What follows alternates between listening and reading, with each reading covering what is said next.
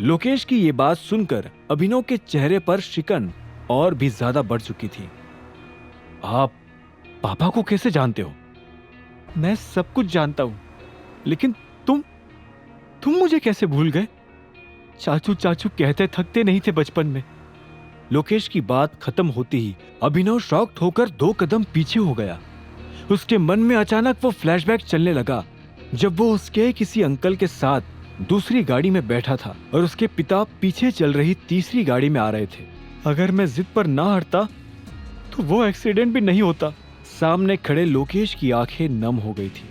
अभिनव के मन में अभी भी वो सालों पुराना दृश्य ही चल रहा था जिसमें लोकेश को गोली लगने की वजह से गाड़ी कंट्रोल से बाहर जाकर एक पेड़ से टकरा गई थी और लोकेश तुरंत ही बेहोश हो गया था। अभिनव को भी चोट लग गई थी और उसके सिर से खून निकल रहा था, लेकिन उसे उस वक्त भी अपने पिता की ही चिंता हो रही थी। अब कुछ याद आया टाइगर? लोकेश ने अपने आंसू पोंछते हुए पूछा। और इसी वक्त पुराने हादसे की सोच में खोया हुआ अभिनव भी अपने होश में वापस आया।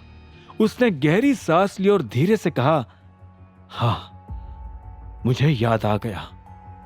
आप ही थे वो आदमी जिन्हें मैं लोकेश चाचू कहकर पुकारता था, और आपकी वजह से आज। Sorry tiger, I am really sorry. I know ये सब मेरी वजह से ही हुआ था। दुनिया कहां से कहां पहुंच गई, लेकिन मैं अभी भी उस रात में फंसा हुआ हूं। मुझे पता है मलाल करने से कुछ नहीं होगा, पर मैं सिवाय मलाल की और कर भी क्या सकता हूं। I am really sorry.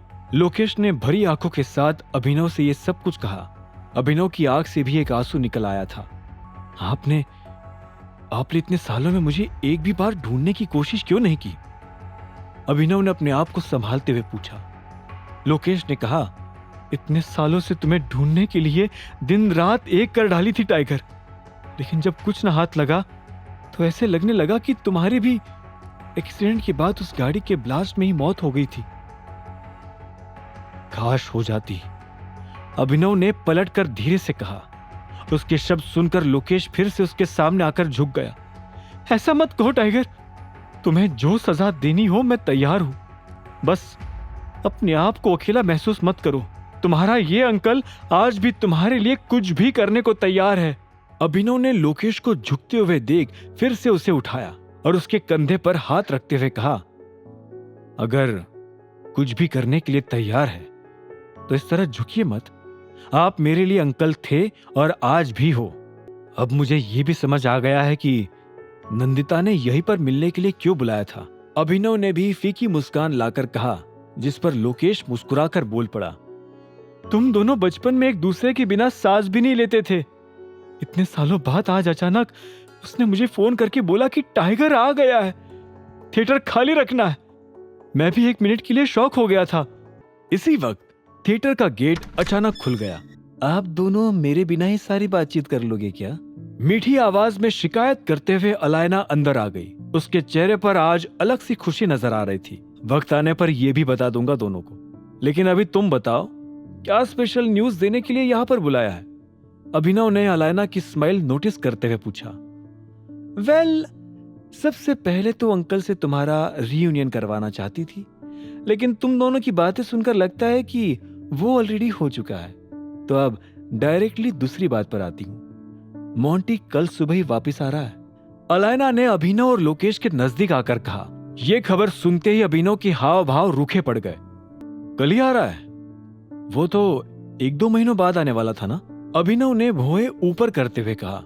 वो तो मुझे भी नहीं पता, पर तुम अचानक इतने टेंस क्यों हो गए?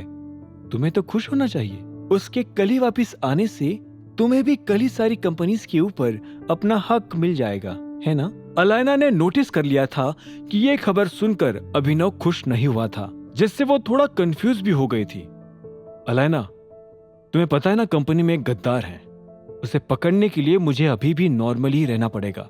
अभिनव ने खुश ना होने की सफाई देते हुए कहा। हालांकि मोंटी के रिटर्न से वो खुश क्यों नहीं था, इसके पीछे कारण दूसरा था। अभिनव को डर था कि कहीं मोंटी को इस बात की भनक तो नहीं लग गई थी कि टाइगर लौट आया है, नहीं तो वो इस तरह अचानक क्यों आएगा। मुझे तो ये समझ नहीं आ रहा है कि मोंटी एकदम से कैसे वापस आ रहा है। अलायना ने अपना सिर हिलाकर सोचते हुए कहा। इसमें समझने जैसा क्या है? तुम भी जानती हो वो कितना मूडी इंसान है, जब चाहे जहां चाहे चल पड़ता है। अभिनव ने अलायना के दिमाग में आ रहे डाउट को पहले ही क्लियर कर दिया ताकि उसे बाद में कोई शंका ना हो। तो फिर अब क्या करना है? मोंटी के आ जाने के बाद तुम कंपनी के उस गद्दार को कैसे पकड़ोगे? अलायना ने अभिनव से आई कांटेक्ट करते हुए पूछा। आगे की कहानी जानने के लिए देखें अगला एपिसोड सिर्फ पॉकेट एफएम के यूट्यूब चैनल पर, और द रिटर्न ऑफ टाइगर के सारे एपिसोड्स को सुनने के लिए डिस्क्रिप्शन में दी लिंक से डाउनलोड करें पॉकेट एफएम ऐप।